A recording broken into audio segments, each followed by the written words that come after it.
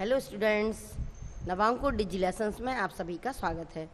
आज सामाजिक विज्ञान कक्षा 10 के अंतर्गत मैं इकोनॉमिक्स की लेसन नंबर 17 जो है मुद्रा एवं वित्तीय प्रणाली, मनी एंड फाइनेंस सिस्टम, इसका पार्ट 2 लेकर आपके सामने आई हूँ।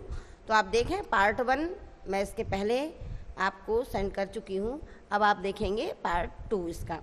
तो बैंकों के प्रकार, पिछले वीडियो में मैंने आपको बताया था कि निजी वित्तीय संस्थाएं होती हैं और कुछ बैंक जो होते हैं वो सार्वजनिक क्षेत्र के बैंक होते हैं, यानी गवर्नमेंट बैंक। तो बैंकों के प्रकार, और 1969 में 14 बैंकों का राष्ट्रीयकरण हो चुका था। ठीक है, तो बैंकों के प्रकार में पहला है वाणिज्यिक एवं व्यापारिक बैंक। जैसा कि नाम से ही स्पष्ट हो रहा है, व्यापारिक अथवा वाणिज्यिक बैंक वे बैंक होते हैं जो व्यापारिक उद्देश्यों के लिए अल्पकालीन ऋणों की व्यवस्था करते हैं। यह जो बैंक हैं वो जनता की जमाओं को स्वीकार करने तथा उन्हें ऋण देने के अलावा बैंकिंग संबंधी अन्य कार्य भी करते हैं। वर्ष 1969 में बैंकों के राष्ट्रीयकरण के पश्चात वाणिज्यिक बैंकों के कार्यों में महत्वपूर्ण परिवर्तन हुआ है।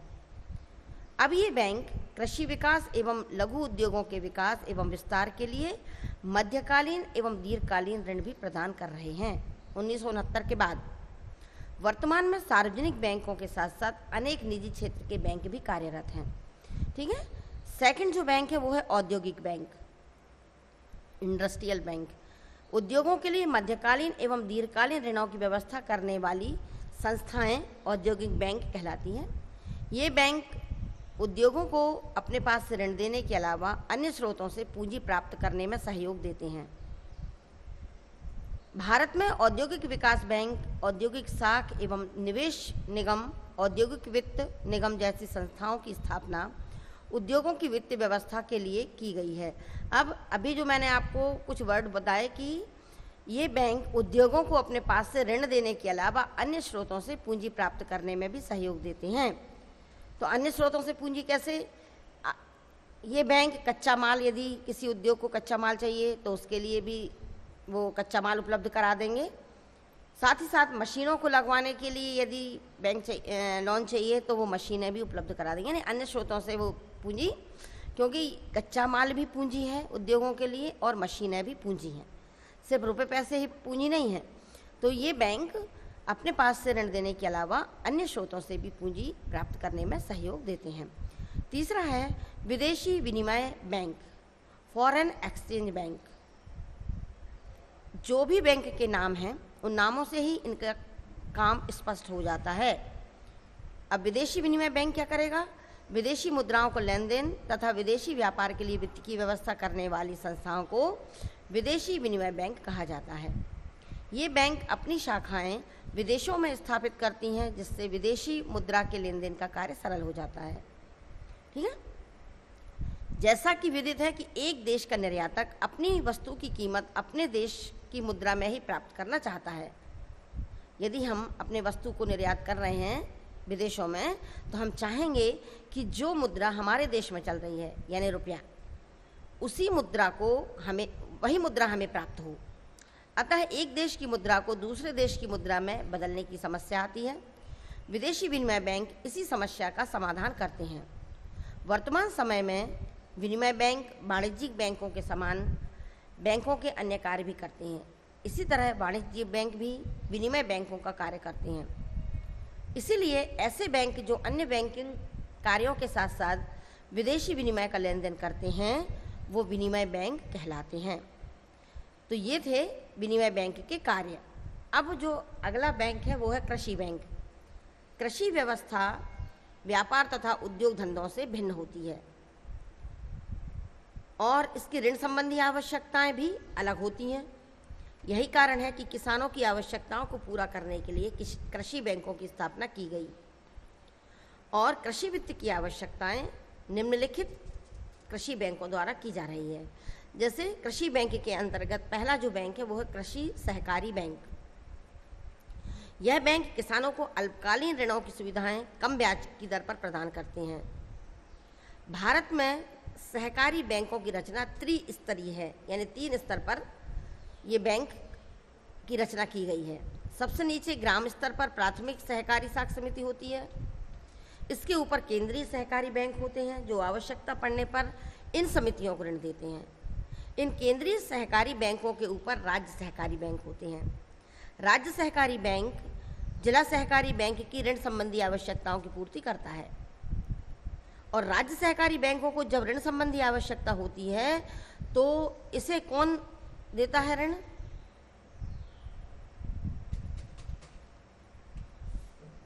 इसे ऋण प्रदान करता है नाबार्ड, जिसे हिंदी में कहते हैं राष्ट्रीय कृषि एवं ग्रामीण विकास बैंक। ये किसकी मदद करता है? राज्य सहकारी बैंकों की। अब कृषि सहकारी बैंक के बाद दूसरा जो बैंक आया वो है भूमि विकास बैंक। भूमि विकास बैंक किसानों को दीर्घकालीन ऋण प्रदान करते हैं। यह बैंक भूमि में सुधार करने, कुआं खोदने, नलकूप लगाने, कृषि यंत्र खरीदने, ट्रैक्टर खरीदने आदि के लिए कम ब्याज पर 15 से 20 वर्ष की अवधि तक के लिए ऋण देते हैं। चूंकि इन बैंकों द्वारा भूमि की जमानत पर ऋण दिया जाता है, अतः इनका लाभ बड़े किसानों द्वारा ही अधिक उठाया जा रहा है। तो ये था भूमि विकास बैंक। और तीसरा जो बैंक है वो है क्षेत्रीय ग्रामीण बैंक। क्षेत्रीय ग्रामीण बैंक की स्थापना 1975 में की गई। जितने भी ये सन आ रहे हैं इनको आपको विशेष ध्यान से पढ़ना है, क्योंकि ये ऑब्जेक्टिव टाइप क्वेश्चन भी बन सकते हैं। क्षेत्रीय ग्रामीण बैंक की स्थापना कब की गई? तो क्षेत्रीय ग्रामीण बैंक की स्थापना 1975 में की गई। इन बैंकों की स्थापना विशेषकर दूर दराज के ग्रामीण क्षेत्रों के लोगों को बैंकिंग सुविधाएं पहुंचाने के उद्देश्य से की गई है। अब इन बैंकों द्वारा छोटे एवं सीमांत कृषकों, कृषि श्रमिकों, ग्रामीण शिल्पकारों एवं छोटे उद्यमियों को ऋण प्रदान किए जाते हैं। देश में 30 जून 2005 को क्षेत्रीय ग्रामीण बैंकों की 14,484 शाखाएं कार्यरत थीं। 30 जून 2005 तक, अब तो लगभग 15 साल का समय बीत चुका है, तो और भी शाखाएं स्थापित की जा चुकी होंगी। ठीक है। अब जो चौथा बैंक जो आया वो है राष्ट्रीय कृषि तथा ग्रामीण विकास बैंक। ठीक है। ये क्या करता है? राष्ट्रीय कृषि एवं ग्रामीण विकास बैंक की स्थापना कृषि विकास हेतु ऋण उपलब्ध कराने के उद्देश्य से 12 जुलाई 1982 को की गई। 12 जुलाई 1982, ये डेट भी आपको याद रखना है। इसे संक्षेप में नाबार्ड कहती हैं। यह ग्रामीण ऋण ढांचा में एक शीर्ष संस्था के रूप में कार्य करती है। यह संस्था अनेक वित्तीय संस्थाओं जैसे राज्य भूमि विकास बैंक, राज्य सहकारी बैंक, वाणिज्यिक बैंक तथा क्षेत्रीय ग्रामीण बैंक को पुनर्वित्त की सुविधाएं प्रदान करती है। अपनी ऋण संबंधी आवश्यकताओं की पूर्ति के लिए नाबार्ड भारत सरकार और विश्व बैंक तथा अन्य संस्थाओं से धन प्राप्त करता है। तो नाबार्ड भारत सरकार से भी पैसा ले सकता है, विश्व बैंक से भी ले सकता है और अन्य संस्थाओं से भी ये धन प्राप्त कर सकता है। इसका नाम है राष्ट्रीय कृषि तथा ग्रामीण विकास बैंक, जिसे संक्षेप में नाबार्ड के नाम से जाना जाता है। अब 5वें नंबर का जो बैंक है वो है रिजर्व बैंक। रिजर्व बैंक क्या करता है? रिजर्व बैंक किसी भी देश की बैंकिंग प्रणाली की शीर्ष संस्था होती है। यानी जितने भी देश में बैंक हैं, इन सबसे ऊपर की जो संस्था है वो है रिजर्व बैंक। इस बैंक का जनता से कोई सीधा संबंध नहीं होता। इस बैंक में जनता अपना किसी भी तरह का ना धन जमा कर सकती है और ना ऋण ले सकती है। देश की मुद्रा छापने का कार्य भी इसी बैंक द्वारा किया जाता है। जितने भी हमारे यहाँ नोट छपते हैं वो कौन सा बैंक छापता है? Reserve bank. यह बैंक सरकार की बैंकर होती है, ये जनता की बैंक नहीं है। सरकार के सभी प्रकार के खातों का हिसाब रखती है तथा आवश्यकता पड़ने पर सरकार को ऋण भी देती है। तो आपको समझ में आया कि यह बैंक सभी बैंकिंग प्रणाली के सबसे ऊपर की संस्था है और इस बैंक का जनता से कोई भी सीधा संबंध नहीं होता। जो मुद्रा छापी जाती है उस मुद्रा को छापने का कार्य इसी बैंक के द्वारा किया जाता है। यह बैंक सरकार की बैंकर होती है और सभी प्रकार के खाते का हिसाब सरकार के सभी प्रकार के खातों का हिसाब ये बैंक रखती है तथा आवश्यकता पड़ने पर सरकार को ऋण भी देती है। और यह बैंकों की बैंक है। ये भी एक ऑब्जेक्टिव टाइप क्वेश्चन है, बैंकों की बैंक किसे कहते हैं? तो आप आंसर देंगे रिजर्व बैंक बैंकों की बैंक है। देश के सभी बैंकों को अपनी जमाओं का एक निश्चित प्रतिशत इसके पास रखना पड़ता है। आवश्यकता पड़ने पर यह बैंक अन्य बैंकों को भी ऋण देती है। ये जनता को ऋण नहीं देती, ये आपके जो बैंक हैं उन बैंकों को ये बैंक ऋण देती है। इसके अलावा यह देश में मुद्रा एवं साख की मात्रा पर भी नियंत्रण रखती है, यानी ब्लैक मनी जो अगर चल रही है तो उसके ऊपर भी ये नियंत्रण रखेगी, और क्रेडिट क्या हो रही है सरकार की क्रेडिट या बैंकों की क्रेडिट क्या है, इसके ऊपर भी यह अपना नियंत्रण रखती है।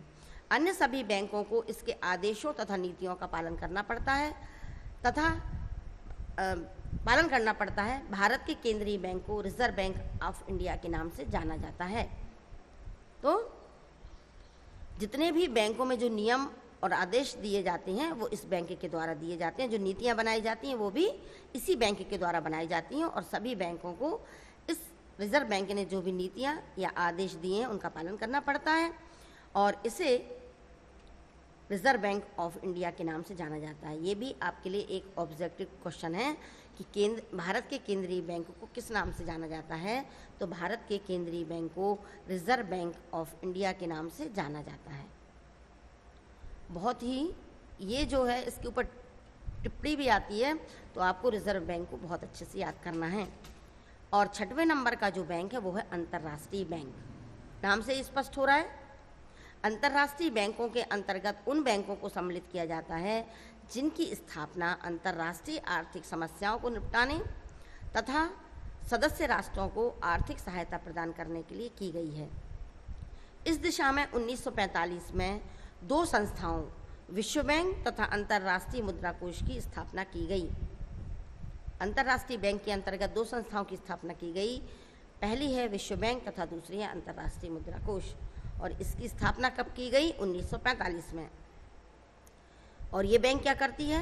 अंतर्राष्ट्रीय आर्थिक समस्याओं को निपटाने तथा सदस्य राष्ट्रों की आर्थिक सहायता प्रदान करने के लिए इस अंतर्राष्ट्रीय बैंक की 1945 में स्थापना की गई है, जिसकी 2 संस्थाएं हैं विश्व बैंक तथा अंतर्राष्ट्रीय मुद्रा कोष। ठीक है, तो ये थे आपके सरकारी बैंक। तो जो पहला वीडियो मैंने आपको सामने डाला था, उस वीडियो में निजी क्षेत्र के बैंक, चाहे ICICI बैंक हो, चाहे HDFC बैंक हो, इंडस बैंक हो, इन बैंकों के अलावा कुछ निजी वित्तीय संस्थाएं भी थी, साहूकार, जमींदार, स्व सहायता समूह, चिट फंड, ये कुछ निजी वित्तीय संस्थाएं थीं। और आज के इस वीडियो में सार्वजनिक क्षेत्र के बैंक, व्यापारिक बैंक या वाणिज्यिक बैंक, इसके बाद औद्योगिक बैंक, फिर विदेशी विनिमय बैंक, इसके बाद कृषि बैंक, फिर राष्ट्रीय ग्रामीण विकास बैंक, रिजर्व बैंक और अंतर्राष्ट्रीय बैंक, ये सभी कैसे बैंक हैं? ये सभी बैंक जो हैं वो सार्वजनिक क्षेत्र के बैंक हैं। ठीक है, तो सार्वजनिक क्षेत्र के बैंक की जानकारी मैंने आपके सामने दी, और कौन से बैंक किस किस तरह के काम करते हैं ये भी मैंने आपको बताया।